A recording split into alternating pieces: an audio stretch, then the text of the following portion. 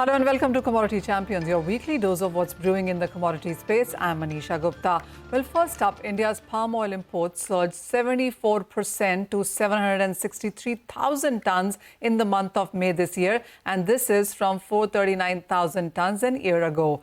This is as the world's largest vegetable oil buyer stocked up the commodity to meet the rising domestic demand. India is the largest buyer of palm oil, and Indonesia is the largest producer of palm oil in the world. Of all the edible oil imports that India does, nearly 50% of all of that is palm oil. Joining me to discuss these numbers and, of course, the growth forecast going forward is Ina Krisnamurthi. She's Indonesian ambassador to India. Ms. Ina, thank you so much for joining us. Indonesia is the largest producer of palm oil. India is the largest importer and consumer of it. How are you looking at the imports that we've done in the last couple of months now, which has seen a surge of 74% on a month-on-month basis? And what's your sense on the demand and the market dynamics going forward? Thank you for having me. We are closely monitoring the significant increase in palm oil imports to India. Two important notes to understand. First, the sharp increase is only for the period of 1 month, which is May this year. Whereas if we observe the increase from 22 to 23 is only 8%. But I have to acknowledge that both trends are driven by rising domestic demand, increased food processing, a growing middle class, and also urbanization. This surge highlights India's expanding need for palm oil, emphasizing the importance of a stable supply chain to meet this demand.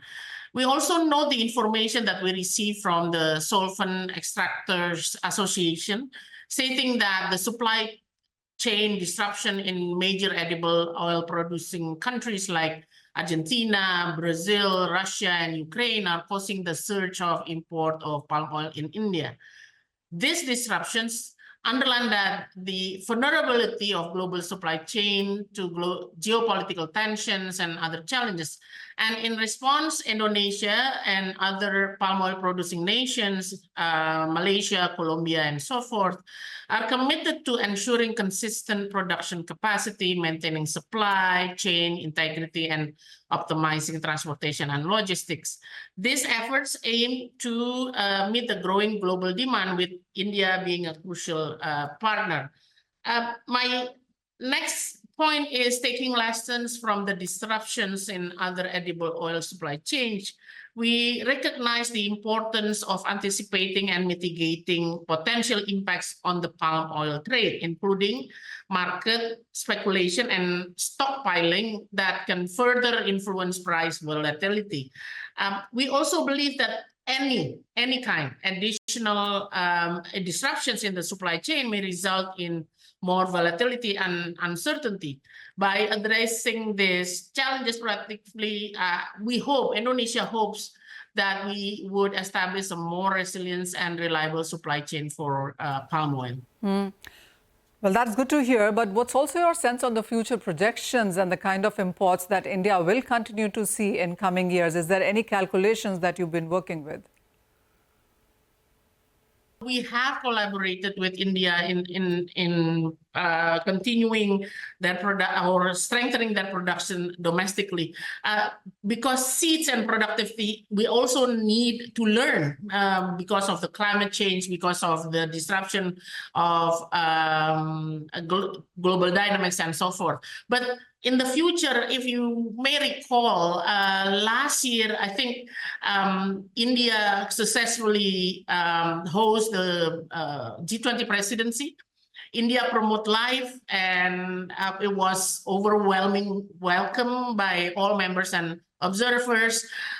We also strongly support life because it is an elevation of what we want, what we have pushed since our presidency of G20 in 2022 on sustainable living. So it shows how strong actually collaboration and what we actually want as two countries from the global south.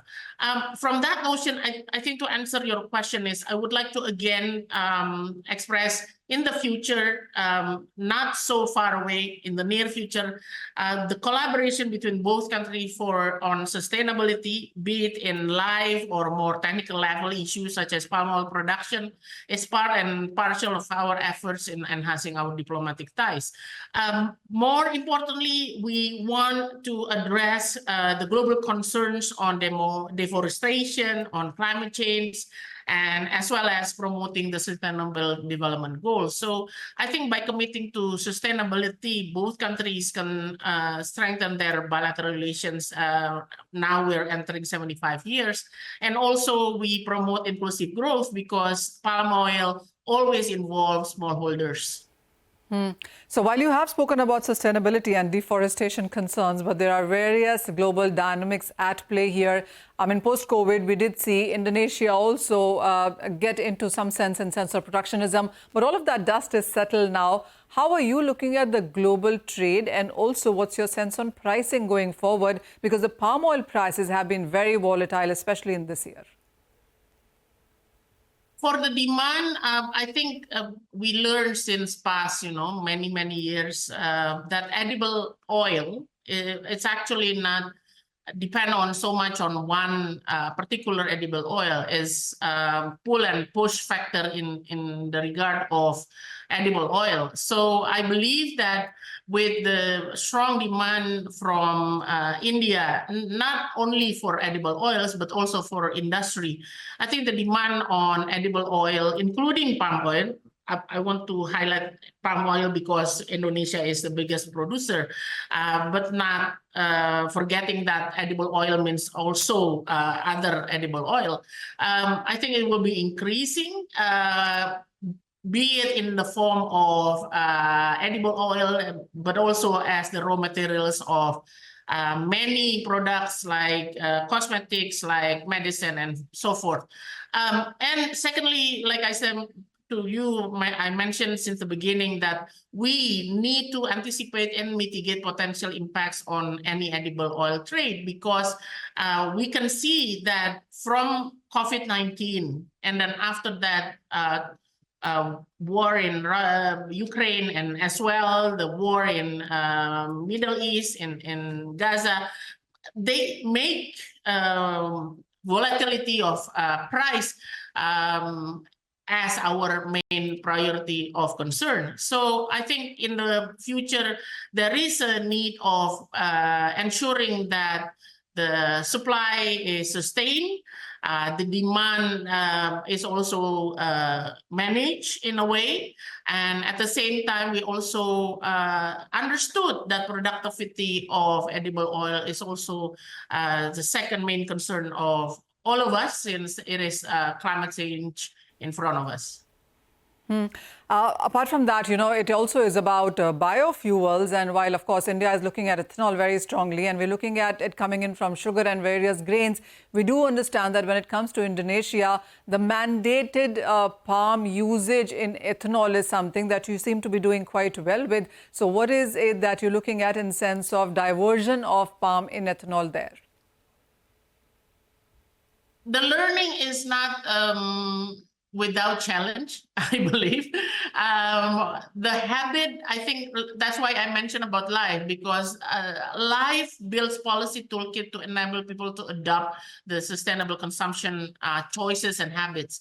So I believe that basically edible oil as well as feed industry, in a way of related to palm, it needs some change in habits, some change also in the way we see the future. And you need to understand that I think what we learned in the past, ISPO, for example, why we are stringent on the sustainable part, because if we don't have a certification that is mandatory, then it is possible to have a palm oil that is, how should I say, relevant into the need of current, especially with 15 people did directly and indirectly impacted by the industry. We have in Indonesia also smallholders of farmers, almost 3 million. So I think what we see, the sustainable certification needs to be on par with what we are experiencing right now, which is the global dynamics, the climate change, and so forth. So I think India, the good things about India when they want to, you want to develop your own domestic plantation, you start from zero, and then you can start with the seeds. You can start with the research and development. You can start building the governance of it. So I think we need to learn from each other what best to overcome, what best ways and means to overcome the challenges currently.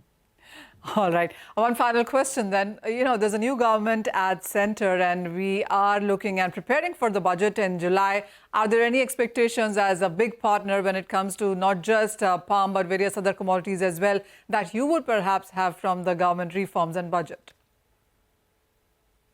My answer would be very simple and very short statement, which is we need to make sure that any policies, be it our policies or other countries' policy, needs to be fair and balanced. Well, that is well said. Mr. Krisnamurthi, thank you so much for joining us. Appreciate your time here at CNBC TV18. Well, on that note, it's time for a break, but don't go anywhere. On the other side, we decode the rise in crude oil prices. Stay tuned for that.